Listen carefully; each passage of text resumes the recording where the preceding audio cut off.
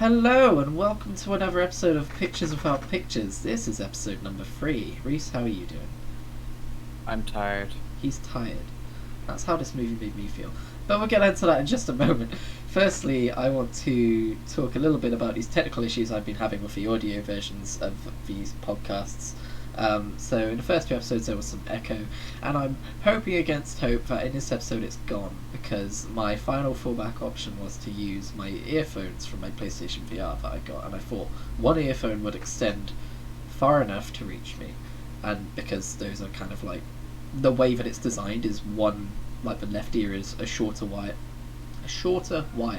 and the right ear is a longer wire. And it turns out that the right earphone is dead, so can't do that. So I'm back on the headset, but I've basically moved the mic a little bit further away from myself, and this headset comes with a volume control on the actual headset, and I've turned Reese down a fair amount in my own ears. So that should, cross fingers, get rid of a fucking echo.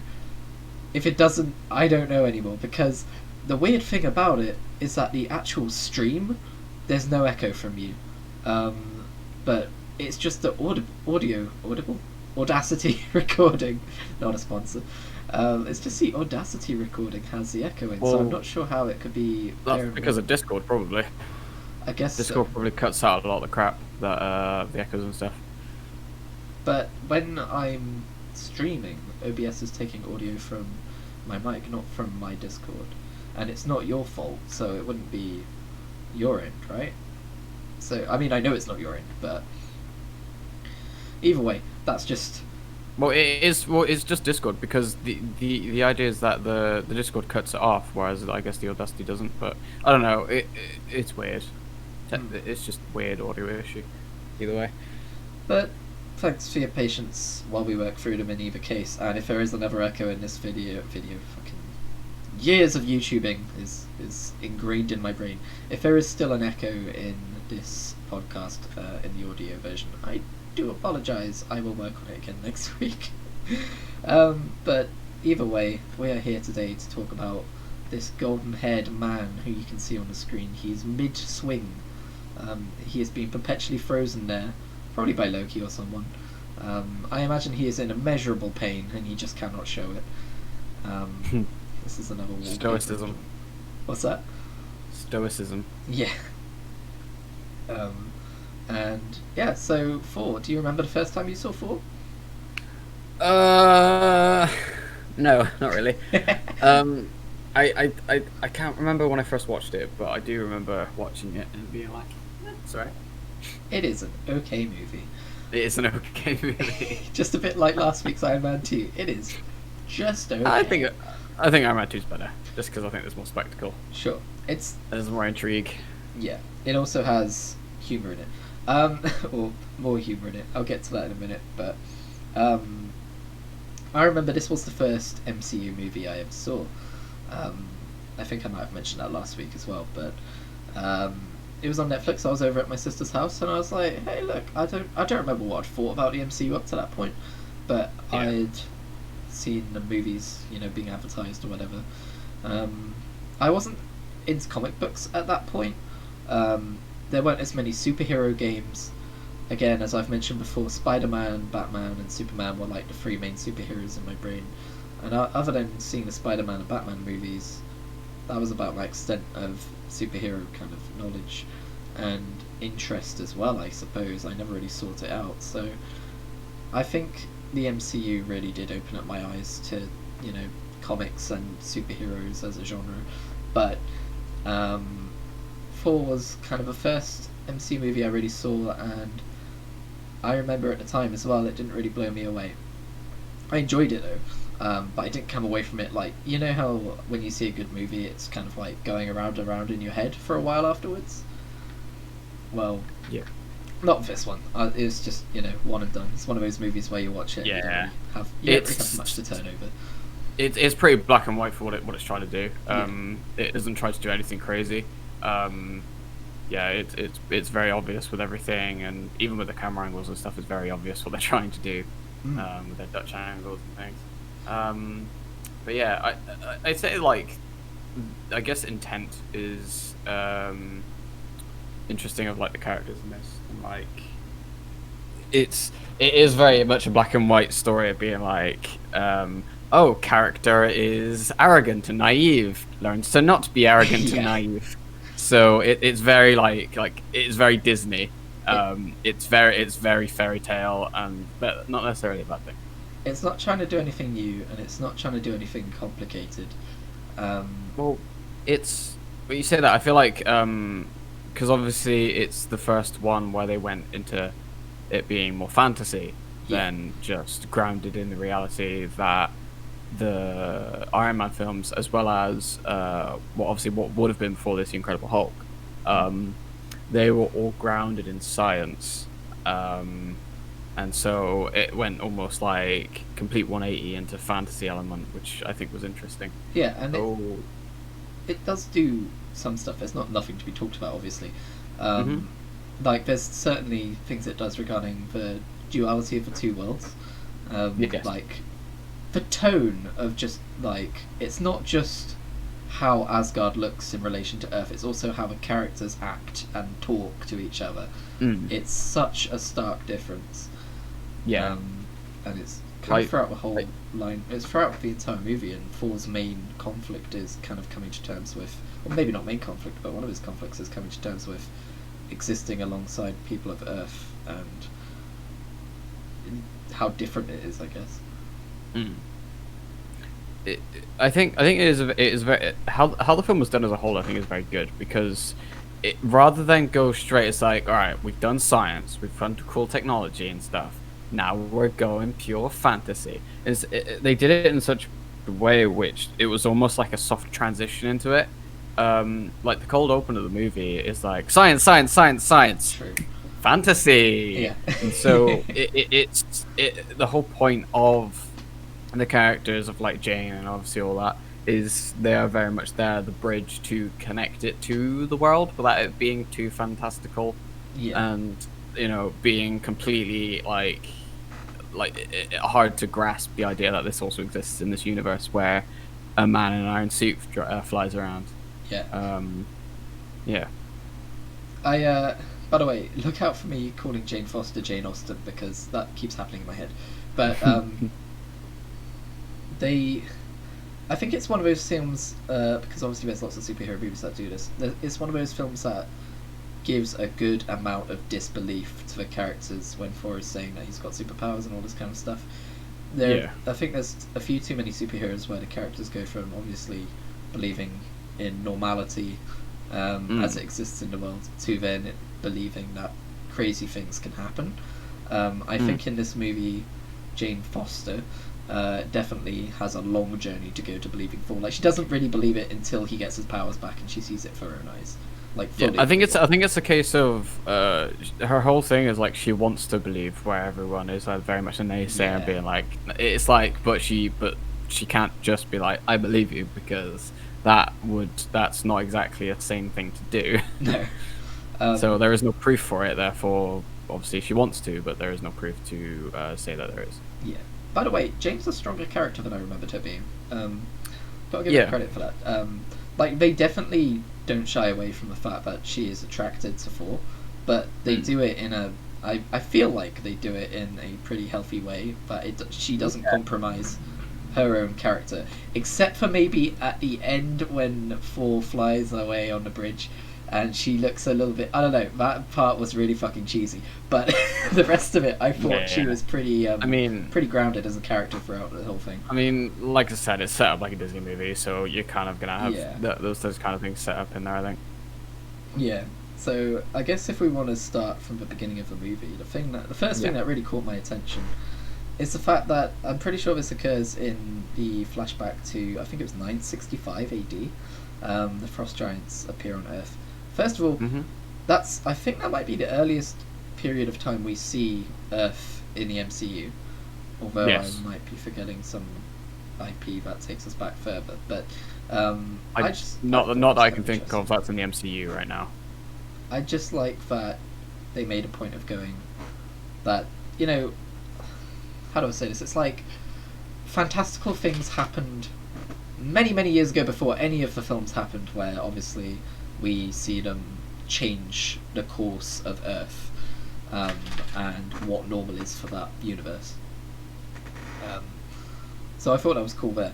And then also we saw a kid die in a Marvel movie. Like a kid straight up dies in one of the opening shots of when the Frost Giants are made. I thought that was kind of like, huh. I didn't realise they would show a kid dying in a Marvel movie. I mean, they were frozen. Yeah. So it's like, you know. But the implication there is that the kid died. Yeah. I was like, huh. I guess I wasn't really expecting to see that. I'm not sure if they would still do that if they made it today. I mean, it wasn't shocking in any way, but No, not really. The way it was done. took me a bit by was surprise. fine. Yeah. Yeah. I guess they wanted to vilify the Frost Giants quite quickly. Also, did you get Yeah. a decent idea of the scale of Frost Giants throughout most of this movie? Because they're supposed to be giants, but for most of them, They were a bit all over the place, weren't they? Yeah, they just kind of looked normal sized until this one. Some of them did. Some of them looked normal. Some of them looked huge. Like, yeah, I mean, they kind of alluded to them being like they kind of do come in various shapes and sizes because they said about how obviously Loki was small for a frost giant. yeah, he's very he's very, what's the word? He's very conveniently human sized. Yeah. Which actually, that's Read another that. thing. I think they use framing or different camera angles at some point to try and make Asgardians look slightly bigger than average humans in a lot of these shots. But then I feel like that's not coherent throughout the entire movie either. There's moments where Thor looks a similar size, at least height-wise, to a lot of the humans, and there's other times where he looks like he's an inch or two taller, so I don't particularly think that was well thought out. But yeah, and I guess that leads into my next point as well. Just as far as effects goes, a lot of the CGI was very rubbery. Did you notice? Yeah. Yeah, for sure. There was a lot of things where it was just like when Thor was like landing and shit. It was Yeah. very much a case of like they clicked a still image of him, Yep. dragged him to the ground, and then it was there. Like you can tell there, but definitely was issues with that. Yeah, where they would move Thor.png down a little bit further on the screen. He didn't look completely still as it was happening, but it's like they got an animated picture of him and they were dragging it down. Yeah. But it looked like he was still like, and he was just being dragged around, which is quite funny. And the initial fight with the Frost Giants as well, there were some frames where it was just focusing on loads of Frost Giants moving at once, and it just looked super rubbery. It was kind of weird. Yeah. I thought it was interesting that when Odin says to Kid Thor and Kid Loki, only one of you can ascend to the throne, but both of you are born to be kings. Like, obviously he knows, like, he adopted Loki. So, does he have any intention of letting Loki claim the throne, do you think? And if not, when he says that he knows that they will both be kings, does he kind of mean that he thinks Loki will become a king of... Well, I think it's a case. I think it's less a case of that. I think it's just a case of they are both worthy of being kings, because they are of, I guess, royal blood. Even though they are technically they are different races, they are still like worthy of being kings. Which I think is also like it does allude to that as well, of that idea that he is obviously he is worthy of being the king, but maybe not necessarily like his relation being elsewhere rather than an Asgardian. Yeah. I guess I was taking it a little too literally, maybe, but it was something I didn't really pick out a lot of dialogue stuff. That was, like I said, it's not a very complex movie, but that was something I saw and I was like, huh, maybe there's something there, but... In terms of dialogue stuff, like just after that with the when obviously they're a lot older and stuff, I made a point of watching Loki because obviously having seen the Thor movie before, obviously how the story goes and the inevitable betrayal and stuff. But watching Loki is really interesting in these early scenes because he's very shifty. I think, which I think is quite good. Loki's journey is probably the highlight of this movie for me. Yeah, for sure. Because first of all, we get something we don't get in most Loki shit. Get some absolute concrete Loki truth in that he learns about his parentage in this movie. So you get to look at that as an anchor for this is how he's truly reacting. And you can see how that affects him, and you can kind of... I don't know, you can kind of like interpolate the rest of his character from there. Whereas in a lot of later movies, he does something and you don't know, obviously, like that's the whole point of a character, you don't know if he really means what he's saying or doing and all of this kind of stuff, whereas here it's like this is some honest Loki when like he's heartbroken about the fact that he's a frost giant and all this kind of stuff. I just thought that was kind of cool. Yeah, I think the case for that is like he is very emotionally like charged by everything that's happening, and so as a result, maybe he's obviously not reacting in a more mischievous way that he's known for. And I was taking a lot of notes. Like at the start of the movie, I took notes saying stuff like "Quiet Loki is super weird." Yeah. And when I was remembering this movie, I remembered Quiet Loki, but I thought that was him being deceptive. I actually think that's just kind of part of his character at that point, before he really truly realizes who he is. He's mischievous and he plays tricks, but he's also legitimately shy, I think. It could also be a level of because like if you think of it this way, like the scenes that he's appearing on screen, he's already set in motion sneaking in those frost giants. So he's probably already like reacting to that in some way as well, of being like, "Oh, I hope no one finds me out," you know. That was my next point. Or stuff like that, you know. Yeah. That was my next point. Just that, like, when you've got the knowledge that, well, obviously you kind of already know at the start of the movie that he let those giants in.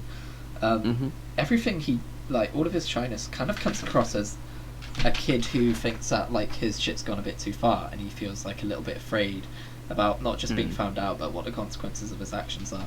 And I think it's kind of interesting that it's portrayed in kind of a childlike manner, given that, you know, he obviously matures into a much more malevolent, cheeky dude. My cat is getting all up in my face right now, so I'm having a hard time stringing a sentence together. But that's all right. But yeah, extending on from that as well, like it almost feels like he is sort of like stringing along like what ends up happening, which leads to Thor's banishment. And it's interesting because when they're going to where they go up to Heimdall, when they're going to obviously go to Jotunheim, his reaction when Heimdall says about "no one's ever snuck past me," the way he says it to Loki specifically is very much like he knows it's you, but he has no proof. Yeah, which is why Loki immediately shuts up, and then one of the Warriors 3 like points it out. Yeah, love me some Heimdall, because he's just like, whenever I see Heimdall and Loki interact, it's always so interesting to me, because it's like the god of mischief and tricks versus the guy who sees everything. How do you write that in a way that makes sense? But they kind of play it in a very much in a way of Heimdall doesn't take any shit. And it's always fun to watch that take place on screen, even though it is quite rare amongst all of the movies. Oh yeah, for sure. Yeah, and Heimdall is definitely a very interesting character. For sure, I think played very well. But yeah, I just like that idea. And then obviously as soon as he speaks, Thor's like blah, blah, blah, and then walks past and he's like, all right. Like, because I think it's that idea that obviously Loki being known for mischief and trickery is like, like he doesn't. And then Thor's like, no, I'm going to go do this, and then walks past. He's like, all right.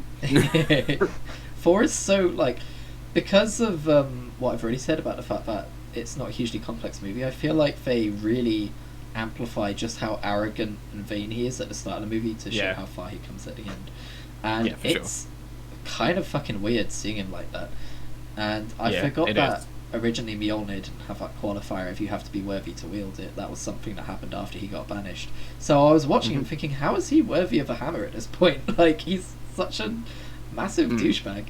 That's an interesting point, isn't it? Because it's so ingrained in what Mjolnir does now. I didn't realize it was established in this movie. It's not on it by default. No.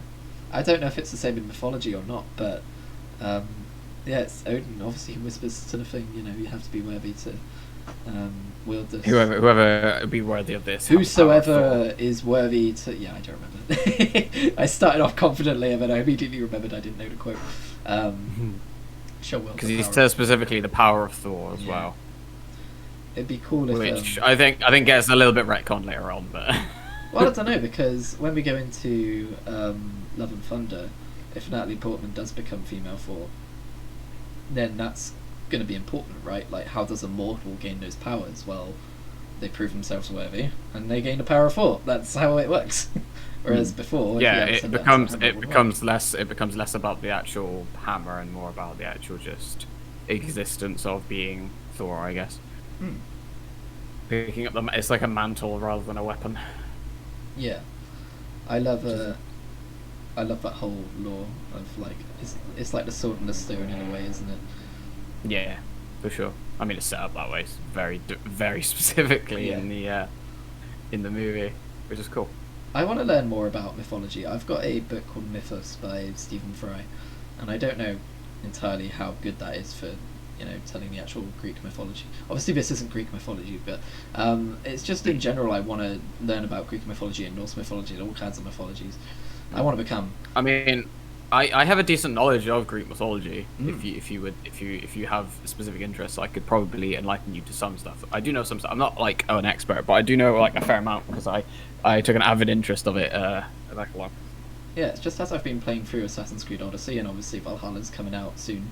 So that's Greek and then Norse mythology. It's just I feel like I would get more from these worlds if I was more.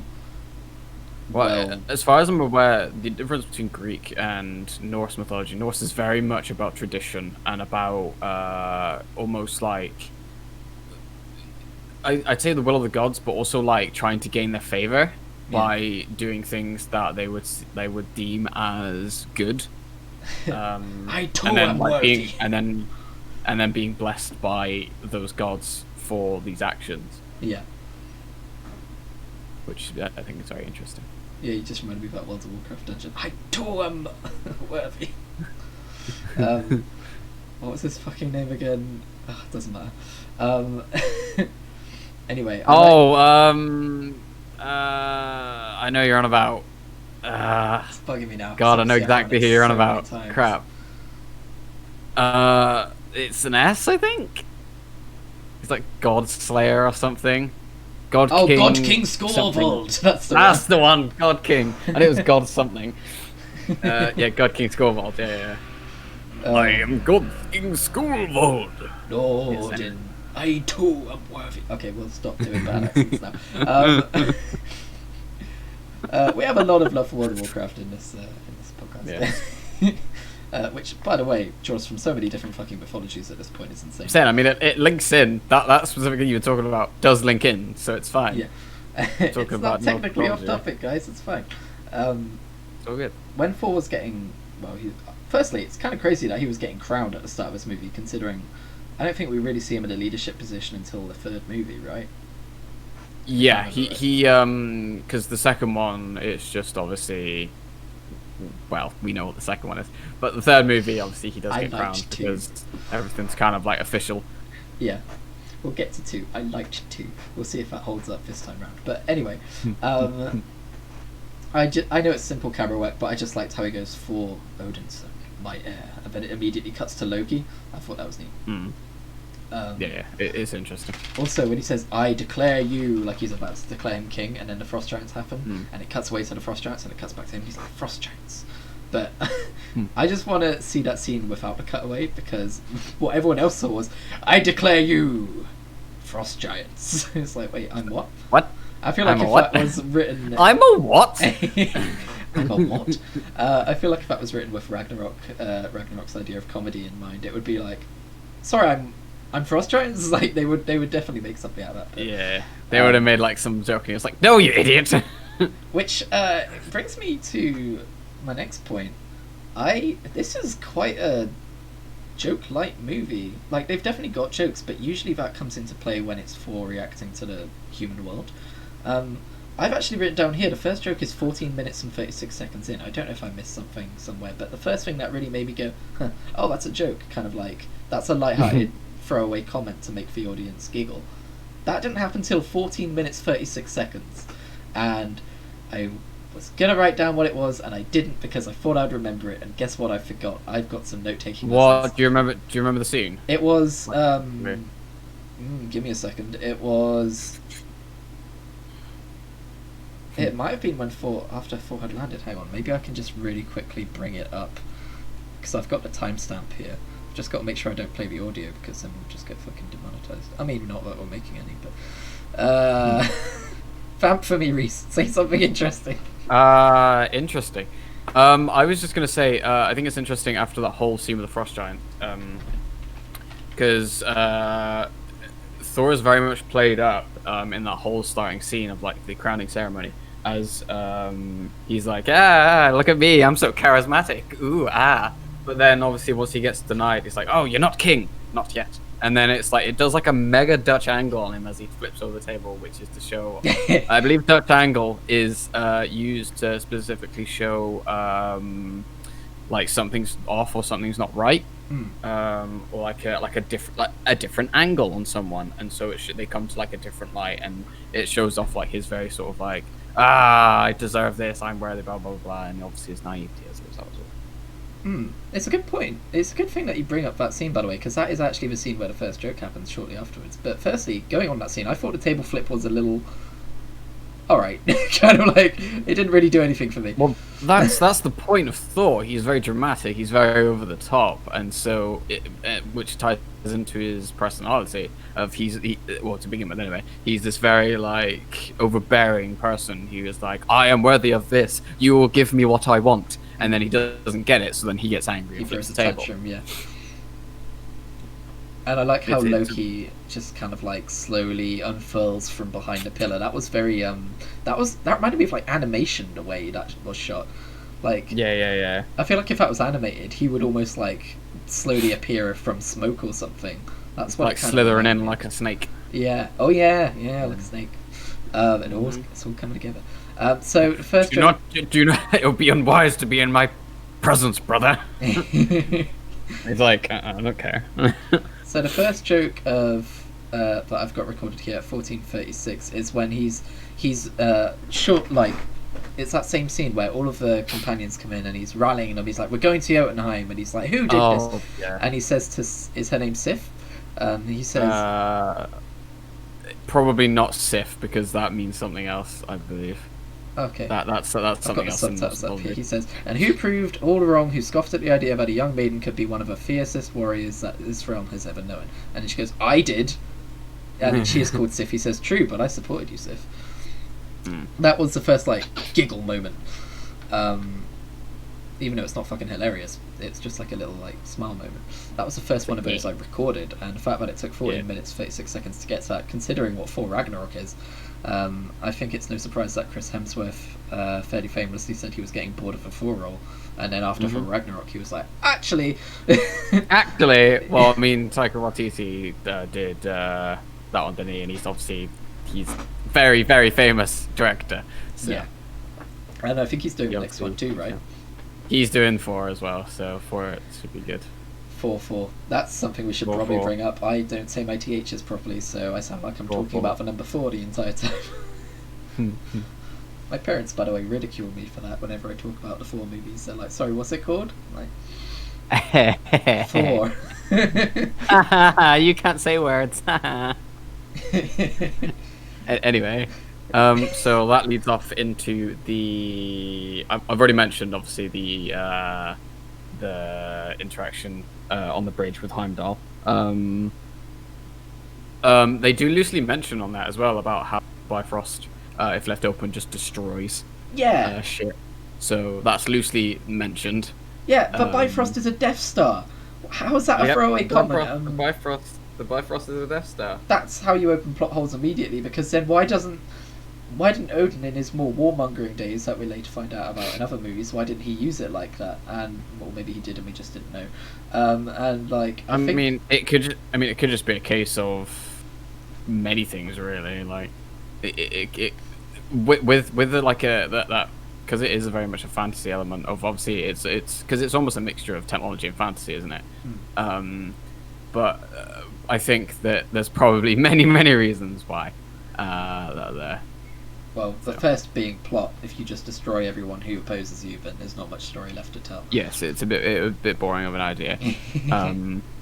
But also, yes, there's probably something that's mentioned at some point, which is why he doesn't do it. But yeah, because it's interesting, because something that I thought up is obviously there's his warmongering stage where he's fighting the frost giants and stuff at the very beginning. They show off that sort of like with the the army, the frost giants coming at him and stuff. Is that before or after Hela? That's after. That's long after. Is that after? I think Hela was supposed to have happened. I haven't seen before Ragnarok in maybe half a year. So that would then offset what you said earlier about that being the earliest we see of. Oh yeah, but I'm not sure if we ever see Hela on Earth. Oh right, gotcha. I was specifically talking about Earth at that point. Yeah. One last thing before we leave Asgard here. I like the overacting of the conversation between Thor and Odin. He's like, "As king, but you're not king." It's like, it was so overdone, but I like. Not yet, anyway. Not yet, anyway. Well, I think it just shows like he is like, you know, Odin, you know, All-Father. He's a very patient and ruling person, but well, he's usually a dick in mythology, right? I guess, but I guess the idea is that Thor is testing his patience. Yeah. And he's like, shut the fuck up, sit down. Also, I've written here as a point, Odin's inaction regarding the frost giants actually seems unreasonable, even if he is more peace-loving this time, like, to do nothing. The conflict is obviously that Thor wants to retaliate, but Odin not even attempting to investigate why this happened doesn't make the conflict feel genuine. Like, that whole argument, well, like, he could at he least does say say... we'll find out how they got in. He does say we'll find out how they got in, but aside from that, yeah. But this is the first time that they've breached that place in, like, 1,000 years, right? So... or something like that. And I don't know, it didn't strike me as very real, in that I feel like Odin would have at least had some reaction to it, other than, frost giants, what are you going to do? That's kind of how it came across to me. And I think that was, it was portrayed that way to get Thor, to make us root for Thor a little bit more. Yeah, I think what he was trying to say though was that it was just three. It was just three. It could have been anyone. Like, it could have been a group of them. Like, and I think that like the idea of that is like, which is why I think he doesn't like lock him down, I guess, and be like, you better not be do that shit, you know. But yeah, I suppose. I don't know. It could be interpreted either way, I think. Just the way it came across, I guess. Yeah, it's yeah. I would say it's not a strong scene. No. But yeah. Either way. So a good point, because I feel we're being a bit down on this movie, is that the frost, like the visuals for when they're going to the frost giants planet or realm, those visuals look really good. Like, yeah. I think it is portrayed as a planet, but the Bifrost, where they're going towards the planet and as they're landing and stuff, that legitimately looks fucking awesome. Well, it's seen as it's one of the 9 realms. Yeah. So I guess. By the way, it would be a planet, yeah. How do you fit the 9 realms into the MCU? Because the way I've always reasoned with it in my head is that Earth belongs to, you know, usually Earth is Midgard, right? Midgard, yeah. The way I perceive it is that, like, Midgard is Earth's universe, and, like, Asgard is part of an Asgardian universe or something like that. And, like, the 9 realms are, like, 9... Maybe they're not all universe-sized, but it that could level just of be reality. how their like, knowledge of it is, because he says about, obviously, all the 9 realms are branches off of the Yggdrasil. I'm just thinking which of... is just very Norse. How that would fit into the human perception of reality is all. I mean, it gets difficult to think of it that way when you think about Guardians of the Galaxy, and that they're literally just flying around space. You know, they're just traversing the universe and stuff.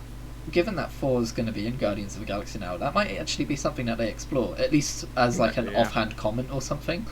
Like, yeah.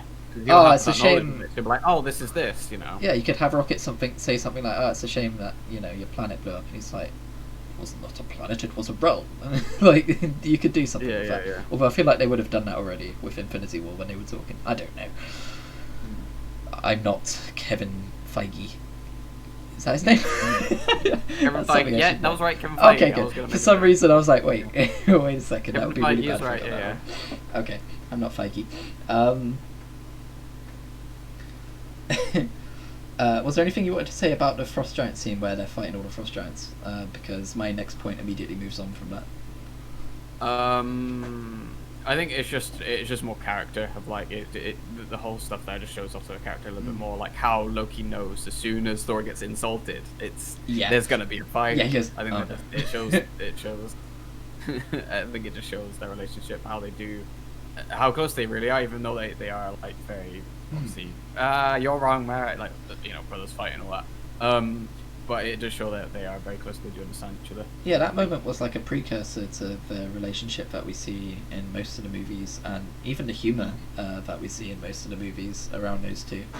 I thought that was good. Get help. Yeah, that's what I thought of as well. Help. We're not doing get help.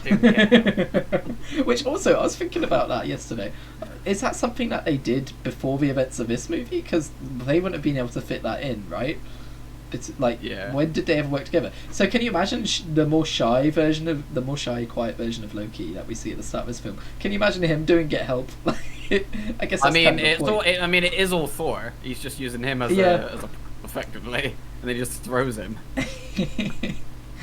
But yeah, I thought the action scene was actually a pretty decent action scene. That's something that the movie did right. Yeah. Like it was interesting to show off like how strong Thor was compared to the rest. That was definitely what it was used for. I think it was very good to like set that up as like the expectation of, he's so good, look at him, he's such a great warrior, and he has no power. Yeah. I think it was great. It's very good to set it up that way. His companions, by the way, didn't do a whole lot for me, and I think that's probably a universal thing. One of them got stabbed. One of them kind of. I just meant throughout the whole movie. As characters, they were so like cheesy. They were like the cheesiest part of the whole movie. For sure. And I think that's probably a reason we don't really see much of them. I know Sif appears in an Agents of S.H.I.E.L.D. episode or two. She's probably the cool one out of all. I think they're more of a catalyst, honestly. Like they're there specifically to help Thor get to the place he needs to be. But it's almost like they exist as comedy relief, but they don't do much actual comedy. They're just kind of cheesy. That's about it. See, I don't think they're there for comedy specifically. I think they're just there as like a catalyst to enable Thor in some situations. Fair. They're literally they're almost throwaway characters at the end though, which is sad because they definitely could have done something with it.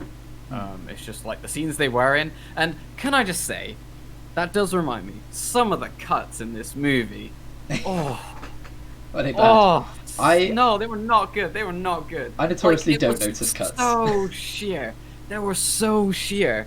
Like there was one. I think they were on Asgard and they were talking about something, and then it was like, boom, we're at the place where the hammer landed now, and it's like, actually, no, now that you mention it, yeah. So this is something I'm probably learning right now, actually, but the reason that directors have shit cuts in movies is because I'm the kind of person who doesn't notice them, and they get away with it because of me. I'm the reason. But now that you mention it, I would expect that to be more of you have a music leading into that moment, and it's, I don't know, there's more of a transition between Asgard to a hammer on Earth.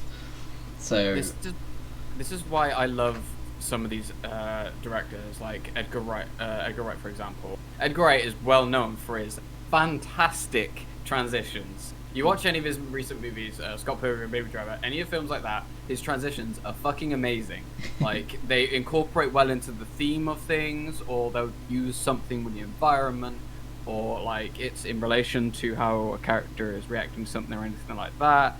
Or like, for Scott Pilgrim's case, it's done like a comic book wipe almost, like going from like one panel to another. Fantastic. But when it's done in the way this film is, it takes you out of it. And that's something you don't want to do with a movie. The point of the movie is to be engrossed in what's happening on the movie. The moment you go from these two characters talking to suddenly something else is entirely different is happening that's loosely related, it's baffling. Like, a better transition for that one that I mentioned would have been, like, maybe there would have been a build-up of music or like a sound of, say, a car driving up to the site, and then the car like comes into frame and it like pans over or whatever. Like a lot of the transitions in the Iron Man films, the Iron Man 1 and 2 films did stuff like that, where it was like two characters were talking, maybe Tony would do like a cheeky smirk or something, but then it would transition into a different noise first, and then transition to what the noise was from that scene. That way, you get the initial idea of what's going to be happening, and then the transition to the actual scene of what actually is happening. Yeah. So that you get that build up into it. So rather than completely seatbelting everyone who's watching the film and suddenly something else is happening, and you're like, all right, I guess we're doing this now. Yeah. But it just takes you out of it, and it does hitch the movie a little bit, I think. Yeah.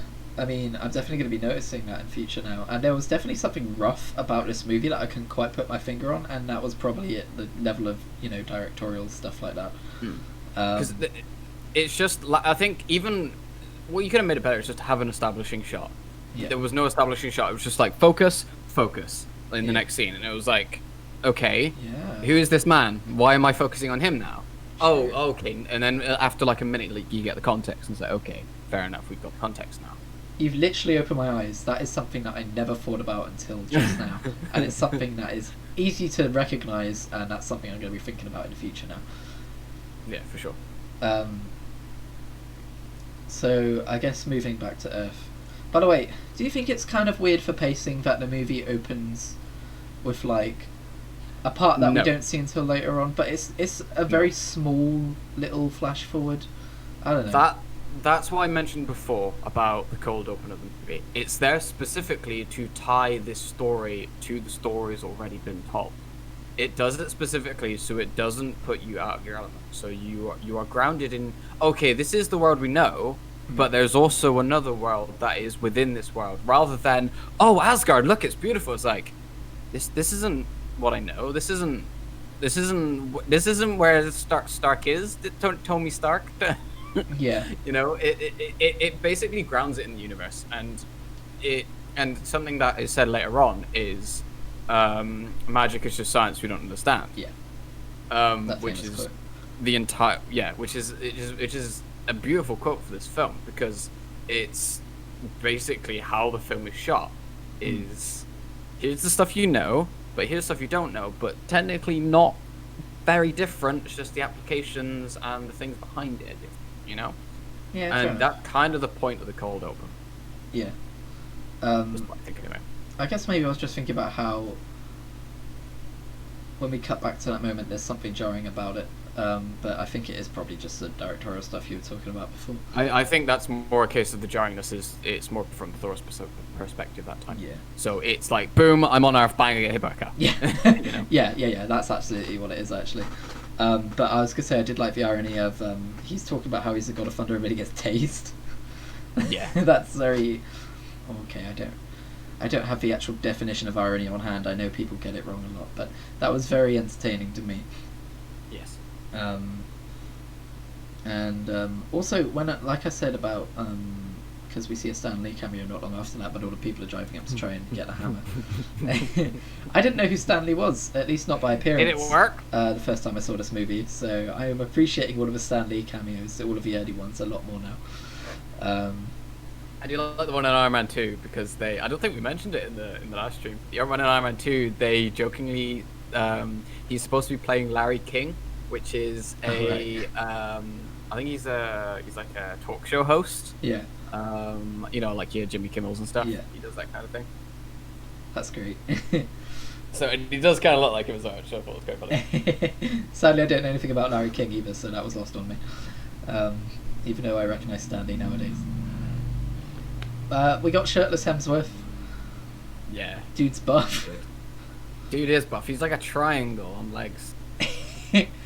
Although, did they CGI his eyes to be bluer in the cafe scene or in the canteen scene? Because his eyes I don't know, maybe are incredibly blue. Maybe his eyes just are that blue. You know? Maybe I get the impression of because it was like it was saturated. It wasn't uncanny though. Like it wasn't uncanny. Like one of the things that people fault the Witcher series on is that because they use obviously contacts to proper like bug out their eyes, because obviously that's how the characters are, and to identify witches and all that, and witches and stuff, sorceresses, and they said, and a lot of that was kind of uncanny, like when it was like close-ups and faces and stuff. But this, like, it didn't seem that way. Like if there was something used to escalate it, it definitely wasn't obvious. Maybe it was just like maybe they just saturated the entire kind of shot, and that's why his eyes popped a bit more than normal. Because I know what you mean though, because I think there was a scene later on where it looks like he has very dark eyes. yeah, like his eyes aren't always that bright. I mean, think of it this way. Something I've noticed, like with just taking pictures in general, is natural light on your face. Your eyes are incredibly bright. So, and that place was very well lit. So maybe it was just a case of natural sunlight was just really bringing out the blue in his eyes. Maybe. Because look at someone's eyes taken in like inside and then taken in natural light. It's crazy difference. Yeah. Also, while he's at that diner, he overhears the dudes talking about the hammer, and they call it a satellite. And I want to ask you, if you came across that hammer lying on the ground, or maybe not that hammer, because we would obviously recognise that as Mjolnir, and we would obviously immediately try to lift it. But if you saw something make a crater, and it was... Basically, do you think that could be perceived as a satellite? Is that reasonable to you? Probably because not, no. I think that was a bit... Okay, I get that they're being shown as like redneck type dudes, but I don't think they would have been dumb like that. I think that was maybe a little stereotypical. It looks like a hammer, like... Yeah, it's not hard, guys. So that was a little moment that I pointed out in this point. At this point in the movie as well, I put the note Jane Foster kicks more ass than I remember, which I've already talked about a bit, but it was really around this time that I came to notice that she's...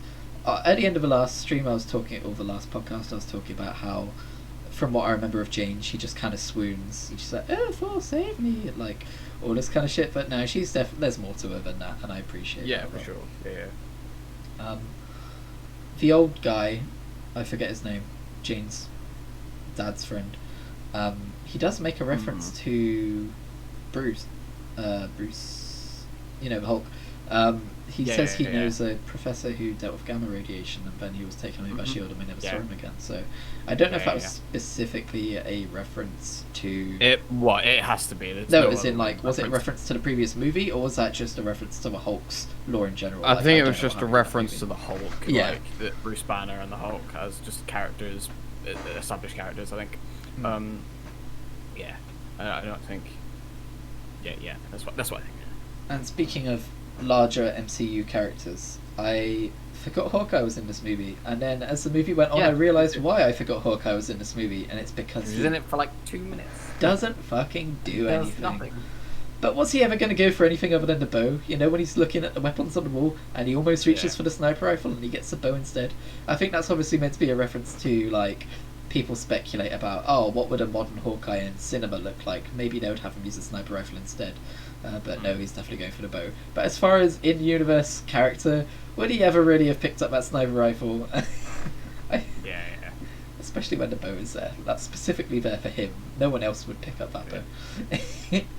I think, like, that's just the one for, like, the people. It's like, he picks up the bow and says, like, yeah. Okay. It's just a bit of fan service, really, isn't it? But I like to look at that. That's literally all it is. I like to look at stuff like that in the context of a story and be like, that doesn't make sense. That's just sometimes you just have to be it's just a case of like they're just having fun. Like, yeah. So this is all leading up to the moment where Thor storms the building and tries to steal the hammer. I really like that when he doesn't manage to grab the hammer. I like that moment because it's a very good scene. First of all, if you've been paying attention to the movie, you're expecting it. But the way it's built up is that for those of you who aren't paying attention to the movie, it's a nice little subversion of, I remember, that's what his dad said. Like, it kind of plays well to both sides of people who watch the movie. Because obviously you're expecting it. You're like, there he goes, he thinks he's something, and then the payoff of his hubris. And then, again, like I said, it's just a nice subversion of expectation if you weren't paying huge attention to all of the dialogue in the film. Yeah, sure. So. I'm trying to remember the scene with Odin and Loki. Hoping before that, when Odin falls into the Odin sleep, as it's so aptly called. Yeah, I want to know more about the Odin sleep. They don't really go into it in the movie. That's it's probably some sort of deep lore thing. It's probably not. They probably just used it for plot convenience. Yeah. But they obviously there is probably more to it than that. But yeah, because that whole scene in the I can't remember what it's called, where they keep all their stuff. Isn't Pile it called of like good shit. isn't it like called like the casket or something? Like, What, the something ice like that. thingy? Oh no, the thing he No, sleeps in. I don't know. no, the where they keep all the stuff. Oh, it I wouldn't be don't know. called It the doesn't. It casket. doesn't matter. Anyway, yeah, when they're talking in there, and The Loki wizard really armor. comes across as like having like a lot of like, he comes across really emotional, and it's like his Yeah. entire world's just been like destroyed before his very eyes. He's like, oh my god, and then I think it's a really interesting scene because obviously Odin, he's like yelling at Odin about it, and Odin's obviously like in some distress, and he's like falling down. Panic. And then with a K. but then like I feel like there's that like moment of Loki, like he reaches out to him and like he hesitates, which I think is very good. Yeah. Because there's that point. It's like, is this really like, is this my father? Like, even though he just told me all this stuff, so technically no. But you know, is he? You know, That's is he my his father? first moment of like, do I really want to, pledge my allegiance to this man because he's not my blood, kind of thing. And I think it's also a moment where Loki realizes how much power he has in words, I guess, and emotion, because he shouts him down, and Odin's like the most powerful dude around.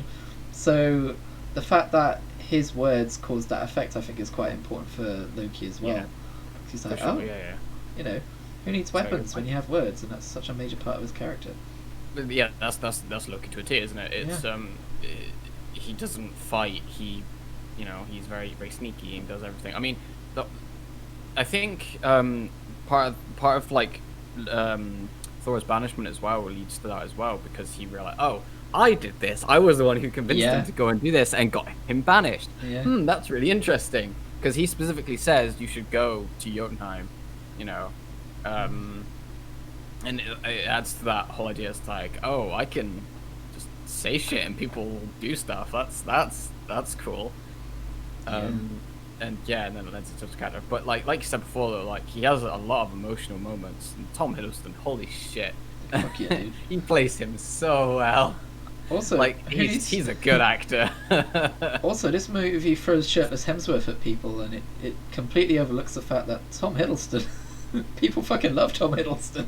Oh yeah, Molly fucking loves Tom Hiddleston. I love Tom Hiddleston. I love him too, but probably not on the same level as Molly does. Yeah, probably not. But yeah, he's fantastic, and he only gets better as the films go on as well. Yeah, absolutely. I'll be interested in like dissecting what his intentions and stuff in Avengers again when we get to that one. Which will be in it will be 2 more time. Oh yeah, There's one more we've film got to some go. good weeks ahead of us. Yeah, but yeah, I just love the character. I think honestly, if Loki wasn't as good as he was, the movie wouldn't have been good to me. If Loki wasn't as good as he was, he probably wouldn't be getting his upcoming show. He's getting a show. Yeah, we actually got a good villain, Christian. Oh yeah, that's a good point. Loki's a good villain. That's probably one of the reasons why I don't know, I guess that stuff would be decided before they saw the actual acted movies, but I think it's so important for the Avengers that Loki was the villain. I think that's why like they continued on, because they realized Loki was such the way they played him out was so good. They were like, we need to keep him in. Like, that's why he's been in so many of the films as well. And why he's quote unquote died so many times. Yeah, as Thor said, he's been dead before. He's literally died in not every Thor movie. He didn't die in 3, but he's died in 2 of the 3. Well, no, he Thor did. Didn't he have a moment? Quote, that was unquote. in 4-3, wasn't it? Where I don't remember specifically, but they were like, "Oh my God, is your brother okay? Your brother just died," and he's like, "He's been dead before." Like Thor didn't believe it for a second, but it was still a moment of, "Oh look, Loki's dead." I don't remember specifically, but it was something. Like No, that's you're oh, that's confusing Infinity War. Sorry, You're yeah, confusing Infinity War. I'm confusing. Because he was like, oh, it's because Rocket goes there, dead brother, and he's like, oh, he's been dead before. Yeah, but I think yeah, it might be real this time. Yeah. But can I just say another good thing as well is, obviously I'll dive into this a little bit later as well. Is a lot of the stuff is driven by emotion, and Loki being like obviously his more like sinister side comes out because of that emotion, and then Thor's more compassionate side comes out as a result of that emotion, which I think is interesting. How there are almost like 2 sides of the same coin, but then they diverge through completely different paths.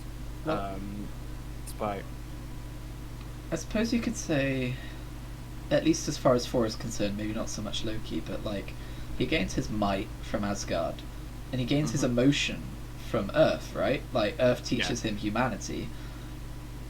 So I think that's an important kind of thing to note. Like before he came to Earth, he was just all might and no right. Like, if that makes sense. Yeah, I get you. Whereas as Loki, he just learns how to use that manipulatively as another god power, I guess. I don't know. There's not really a established point I had thought up there, but that was just. I think what you're trying to say is the emotional stuff is Loki's power. Yeah. And so is used in such a way which is to no benefit, to how Thor ends up. Obviously, it changes him as a person and makes him more compassionate and more understanding. And Loki is just there to be used as a tool, Yeah. Which it sells the characters and their differences, I guess. That being said, Loki's fighting powers, his actual physical fighting powers, are all over the place, and I think that's probably the point. But like, we never see him use those frost powers again, right? Like when he's having that showdown with Thor at the end of the movie, he's freezing. Oh wait, no, that's Heimdall. He freezes Heimdall, but like he freezes Heimdall with the cradle thing. Oh, that's why he used. Okay, for some reason I thought that was a power that he inherently had, but he was obviously holding the frost crystal. How did I miss that? Yeah, I don't think the frost giants have like they can do like they can manipulate ice, but I don't think they can create it, which is why they use the thing. Right. Yeah. Speaking of the frost crystal, they really didn't spend a lot of time. Kind of. I think they didn't really explore it, but like they give you it's one of those things where would you like the movie doesn't treat you like an idiot. It shows you everything you need to know, and then you can discern everything from what it. You can turn out from what it shows. Like, there's a lot of movies these days that are like, oh, when this happened, that's because of this, and it's like, yes, we know, we worked it out, like, literally hours ago. But like with this, it's just like, okay, so they can do this, that, and the other. I mean, the first fight on Jotunheim they have is testament to that. Like, they show off like what they can do and stuff, and it's like, okay. So, because I imagine the first question would have been, well, if they can do that shit, why do they need the shooty ice thing? I mean, when you think about it, right, the frost crystal, if you examine the whole plot device of the frost crystal, so the whole idea between the piece, they steal the frost crystal from the frost giants so that they can't use it as a weapon, right? And that's the whole idea behind the peace between Jotunheim and Asgard, is that first they don't have the force that they used to because they don't have the crystal anymore. I guess that's just it. And like, it's like, is that really paid off in a meaningful way? Like, do we really see the frost crystal? I mean, it freezes Heimdall, who's a pretty powerful dude, but other than that, it's not. Like, Loki steals it. Does he use it ever again? I don't even remember. He uses it to freeze over the shit. To You're right. Bifrost, yeah, to stop it from being stopped. To stop it from to make it straight. It stays on basically. I think this which was a cool effect. I really like that effect. It was really cool. This is one of those movies for me, at least, where it's you kind of take a lot of the plot points for granted because it's mostly driven by character. Yeah, for sure. And when you actually stop and think about it, you're like, wait, why did that happen? Like, what the did character that happen? stuff? The character stuff is very in your face, but the stuff is the rest of it is subtle, but it's there. Yeah. And if you do like pay attention, you do see it, and that's why I don't think it's a bad movie. I think it's half decent, because of what it does or what it's trying to do. You could say if it's not treating you like an idiot. It's very concise with everything it's doing. It's very blatant with everything it's doing. More specifically with the characters, and then everything else is just gravy. You could say the characterization was written by Thor, but the plot was written by Loki. Sure. And I suppose we should touch on that fight on Earth, and that kind of happens before the Thor and Loki fight, so my bad. But the fight on Earth with the giant Cyclops-looking dude, I think he's called a Sentinel or something. He's called a Destroyer. A Destroyer, that's the one. Yeah. Sentinels are the X-Men things that shoot lasers out of their face, right? Yeah. Sentinels, yeah. They're the X-Men things that would be about 10 times as big as that. Ah, gotcha. Never seen X-Men. They're huge. Sentinels are fucking huge, basically. Gotcha. They look like Galactus. I think they're supposed to look like Galactus. Oh, okay. They look similar to Galactus. Oh, by the way, tell me this. No spoilers other than this, but have they ever tackled Galactus in the X-Men films so far? No. Okay, because Galactus interests me. I believe most of them were about Jean Grey. Gotcha. Okay. They've done two versions of Phoenix, which is weird. I can't remember what the others were. I think the other ones are more about the discrimination on mutants. Yeah. Fighting it. God, I know hardly anything about X-Men. Whenever any of that stuff comes up, the I'm always like, original, oh.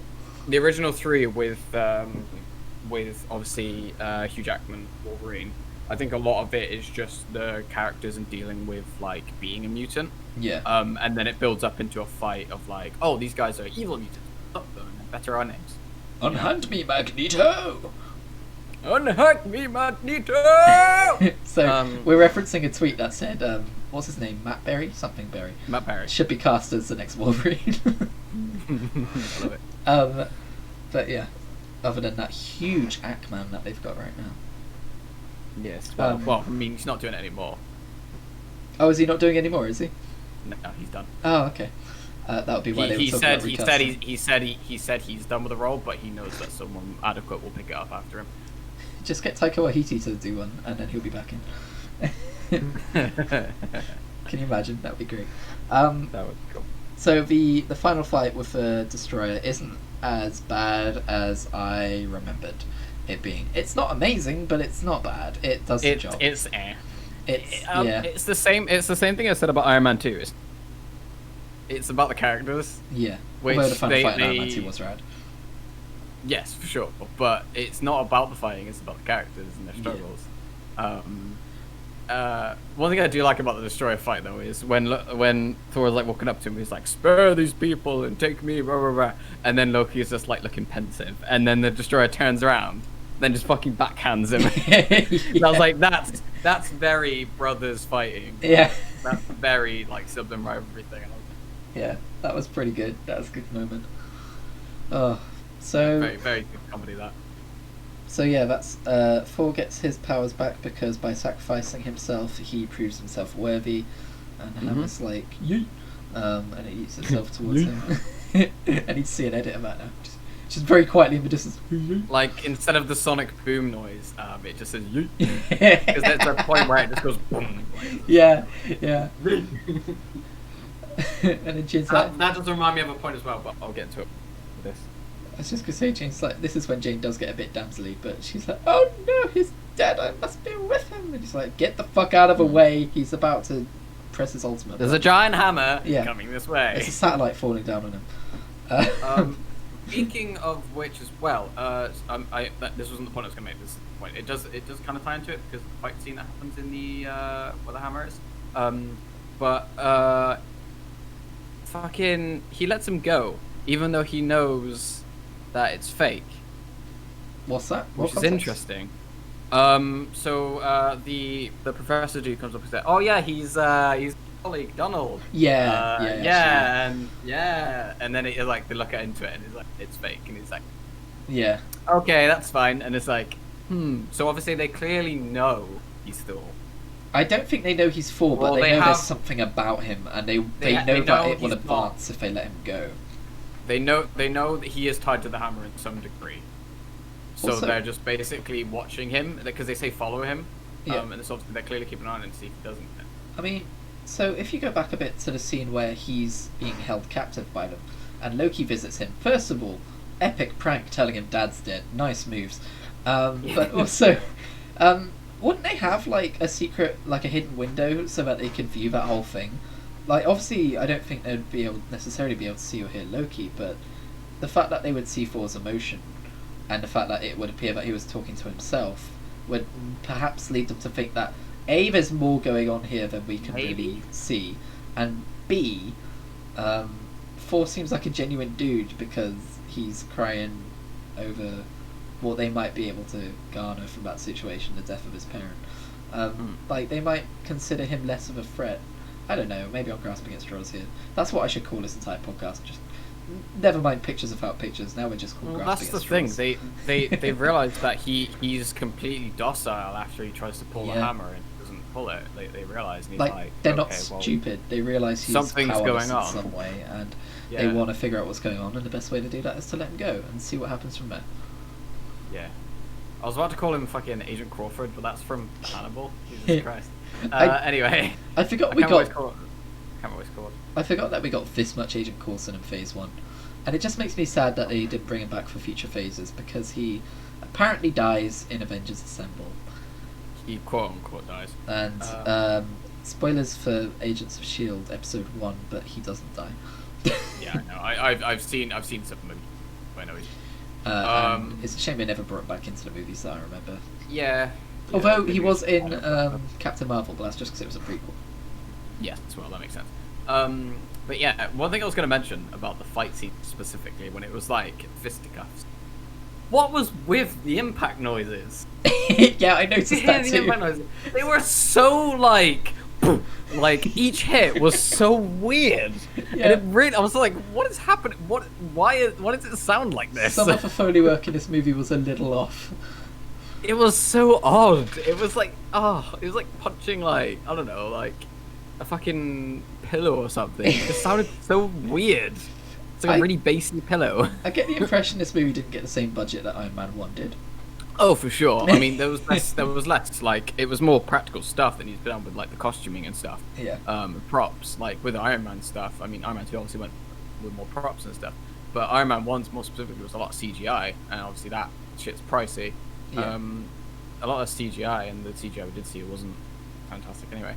But a lot of it was practical, and you could tell, and I do appreciate a good practical movie, so... Do you think they had some dudes in a green screen room just throwing the hammer as hard as they could so that they got some good clips of it in flight, but it had to be thrown really hard so that it would not dip too much? Do you think they just had loads of clips of people just going and just yeeting the hammer across the room? I wish I could see some of that. That would be great. I mean, you could probably look it up. Like, look up something like how they shoot the flying hammer or something. By the way, I've got one suggestion for how this movie... The moment between Thor and Jane, when they were saying goodbye, I've got one bit of feedback to give as to how they could have improved it, okay? So when he says, I must go back to Asgard, but I give you my word, I will return. I think he should have then looked at the camera and gone, for Avengers Assemble. And then Jane would have been like, what? Who are you talking to? And then he would have just left it. And we just have a shot of Jane kind of like looking vaguely towards the camera like, what is anyone there? What? That would have been great. Hire me at Marvel. I'm all you need for your movies to work. Exactly. Also, one note I've got here is after the Thor and Loki fight when they're hanging off the bridge. This isn't like the actual part where Loki's really hanging off the bridge. This is just before that when he pretends to be hanging off a bridge. And Thor's holding him. Yeah. Just the delivery of like, brother, please. I don't know why, it made me laugh a lot. I wrote it down all in lowercase as one word. Brother, please. It made me laugh. It's not supposed to be a funny moment, but it was funny. I mean, I guess you could argue that Loki's making fun of himself in a way. I don't know. Not everything has to be a point, does it? But it just made me laugh.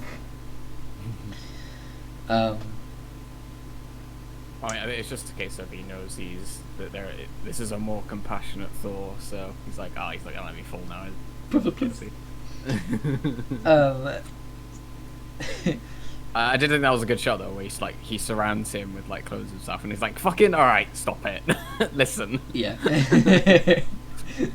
But the whole like putting the hammer on his chest scene was that was great. well. Yeah, it was like, hold this. And then when he starts being annoying, he puts more pressure on. You can just see something. He's like, oof, like he gets it like squished even more. Yeah. The post-credit scene for this movie, I'm not sure I ever saw it before, and that makes sense because this was my first Marvel movie. I don't think I knew about post-credit scenes. That was the official setup for Avengers. That one. Yeah, and that fills in a little gap, if I'm being honest. I was like it just kind of felt like the Tesseract came out of nowhere, and I guess that is a bit at the end of Captain America as well. But I don't know, it just filled in a little gap of like. Oh yeah, because it ties into Avengers and Captain America. I forgot. Yeah, I remember watching Thor and being like, oh, but how did Loki survive? They never show that he survives at the end of Thor, but then he's just in Avengers. But that's because this post-credit scene existed. I never knew that before. This was my first time seeing it, and I went, oh. That was my oh, okay. And then, of course, Loki looked directly at the camera and said, Loki will return in Avengers Assemble. I am looking forward to getting to those. It's gonna be good. Yeah, you don't get to see that for 2 weeks, so, okay?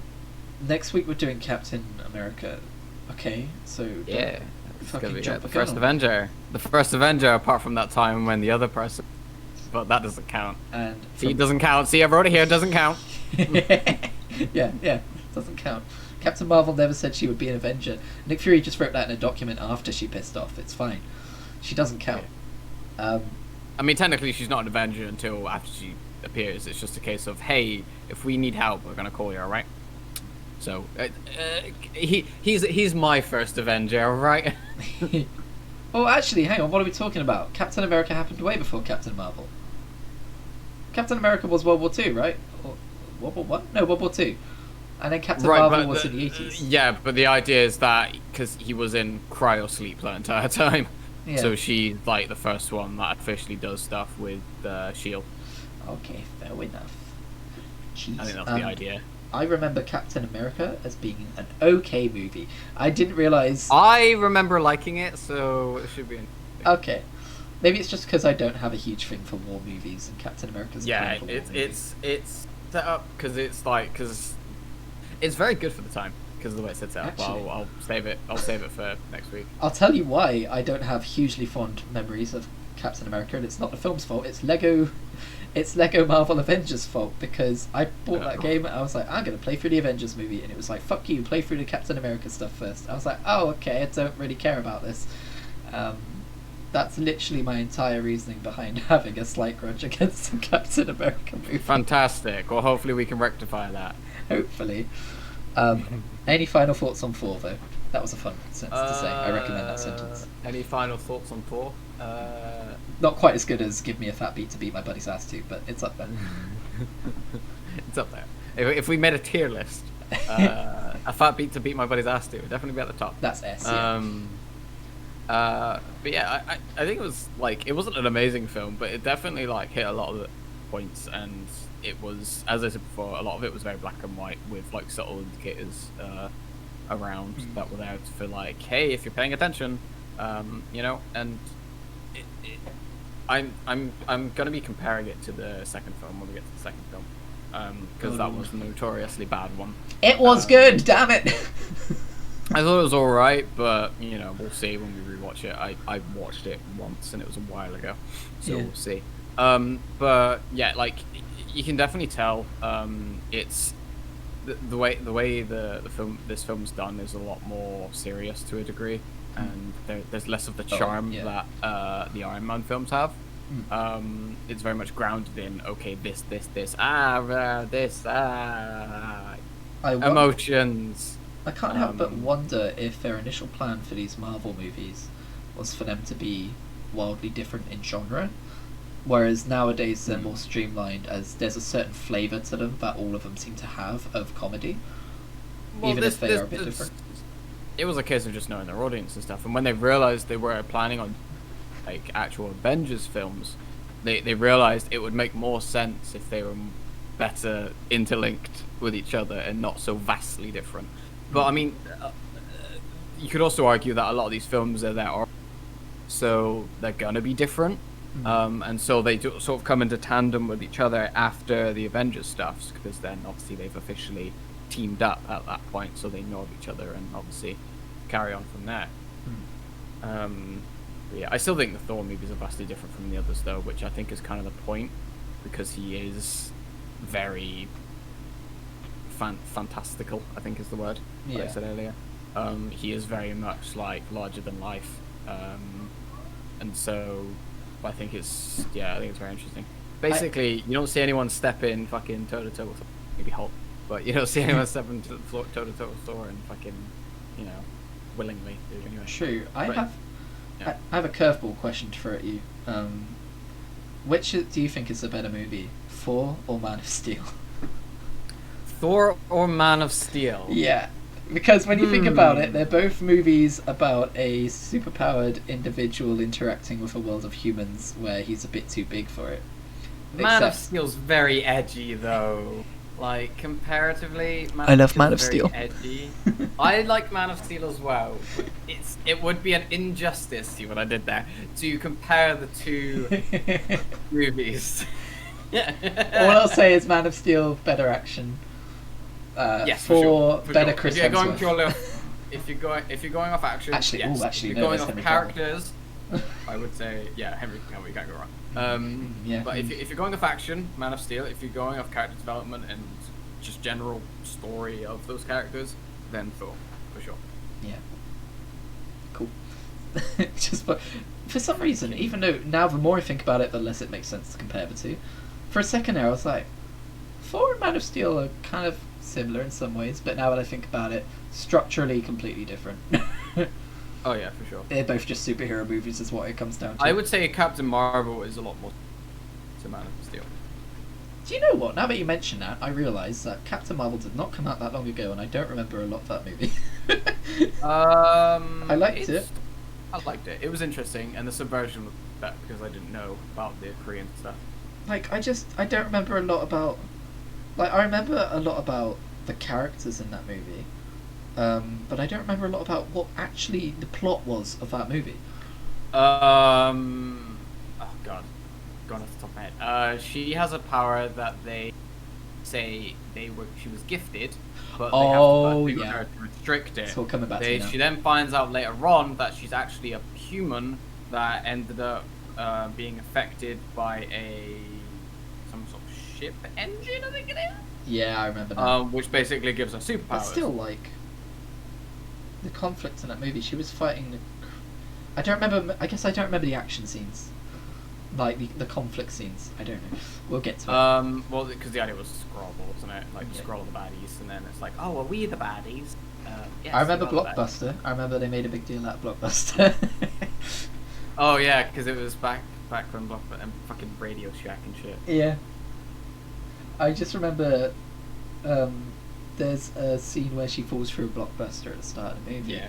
And I remember Bernie Burns going on a tirade in the Rooster Teeth podcast, bit of a weird thing to promote here, but there's a podcast I listen to called the Rooster Teeth Podcast, and this guy called Bernie, who's in his 40s, he was like, I don't understand why people laughed at that. It wasn't funny, it was just contemporary. Is Blockbuster just funny because it failed? I don't understand. He went on a whole big thing about how he didn't understand how that was supposed to be a joke. That would be a whole subject of getting into the comedy as a thing itself, you know? Yeah. Like, you can't say, why is this funny, and then be like, well, this is why. Like, that's not how comedy works. I think his argument was that it wasn't even intended to be a joke, but people thought it was a joke because, haha, Blockbuster, I guess. Anyway, we're getting massively off we are topic. getting massively off topic. One thing I do want to mention, I just check the name thing is called. I started watching, this is around the time before Endgame came out. There is a YouTuber I watch who does edited videos of films. He squashes them down to like 4 to 10 minutes, and they're all fan creations. He doesn't monetize any of them, but he does fantastic. Like they're almost like compilations, I guess, but he edits them in such a way where it's like a run-on story, and it tells the story of the characters. And he's done a lot of Avengers stuff. And his Thor one is beautiful, and it's very emotional, and it'll make you cry. I'll see if I can find him real quick. I can't remember what he's really called. His YouTube is Slifer, so SLYFER 2812. So if you want to watch some really well edited stuff about like movies and characters and stuff, he does other movies. He's done some Lord of the Rings and some other stuff, but fantastic edits he does, and they're beautiful and they're very good. And they tell the stories. Pretty much like if you want a cohesive story about a character that he's done, then watch one of the videos. It'll tell you a lot. So for the people watching this stream, it's this channel right here. I've just put it up. Alright, that's about going to do it for this episode.